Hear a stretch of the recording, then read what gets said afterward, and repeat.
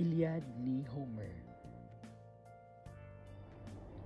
Noong unang panahon, sa sinaunang Greece at Troy, napansin ni Zeus, ang hari ng mga Diyos, na labis na dumami ang tao sa mundo, kaya't nagpasa siyang bawasan ito sa pamamagitan ng isang digmaan. Pagkatapos nito, ipinakilala si Thetis, isang Diyos ng dagat na umibig sa isang mortal na si Peleus. Ipinanganak nila si Achilles, ang magiging pinakamatapang at pinakamabilis na mandirigmang Griego.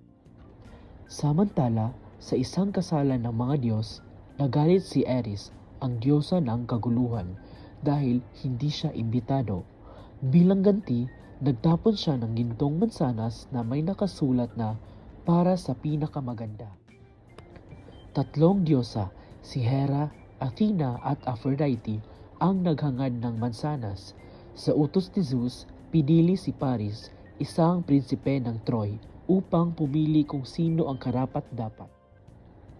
Pagkatapos ng kanilang pag-aalok, pinili ni Paris si Aphrodite dahil nangako itong ibibigay sa kanya si Helen ng Sparta, ang pinakamagandang babae sa mundo. Pagkatapos ay tinangay ni Paris si Helen mula sa kanyang asawa. Dahil dito, nagsimula ang kaguluhan sa buong Gresya. Sa galit, iniutos ni Haring Menelaos kay Agamemnon na tipunin ang pinakamahusay na mandirigma, ang mga Achaeans, upang salakayin ang Troy. Samantala, pinili ng mga Trojan si Hector, ang anak ni Haring Priam, upang pamunuan sila. Sa kabilang panig, nariyan si Achilles, ang mandirigmang Griego. Dahil sa matibay na pader ng Troy, lumipat ang mga Grego at sinalakay ang kalyadong bayan ng Chris. Dito, nahuli nila sina Chryseis at Briseis. Si Agamemnon ang kumuha kay Chryseis at si Briseis naman ay napunta kay Achilles. Pagkatapos ng alitan, kinuha ni Agamemnon si Briseis mula kay Achilles.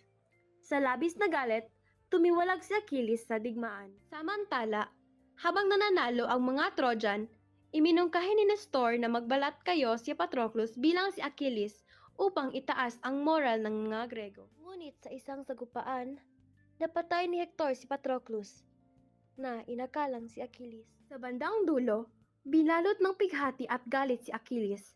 Bumalik siya sa digmaan, dala ang bagong baluti mula sa kanyang inang si Thetis. Pinatay ni Achilles si Hector bilang paghihiganti. Itinali niya ang bangkay nito sa karwahe at kinaladkad sa paligid ng Troy sa loob ng 9 na araw. Sa huli, pinakinggan ni Achilles ang pakiusap ni Haring Priam at ibinalik ang bangkay ng anak niya. Nagkaroon ng pansamantalang kapayapaan sa pagitan ng dalawang panig. Pagkatapos ng 9 na taon, iminungkahi ni Odysseus ang isang mapaninlang na plano.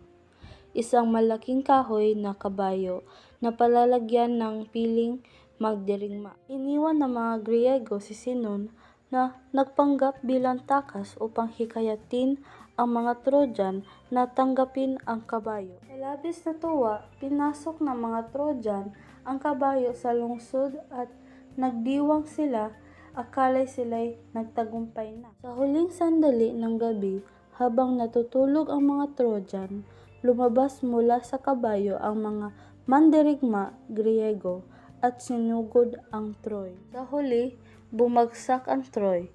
Nakuha muli si Helen at ibinalik sa Sparta, kung saan nagwakas ang digmaan.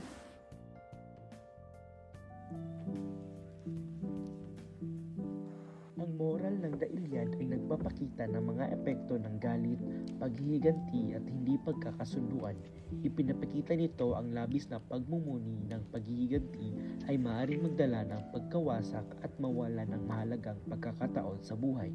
Gayon din, ipinapakita ng kwento ang halaga ng pagkakaroon ng honor at pagkakaisa. Ngunit ang pagpaubaya at pagpapatawad ay makakatulong sa pagtatapos ng alitan.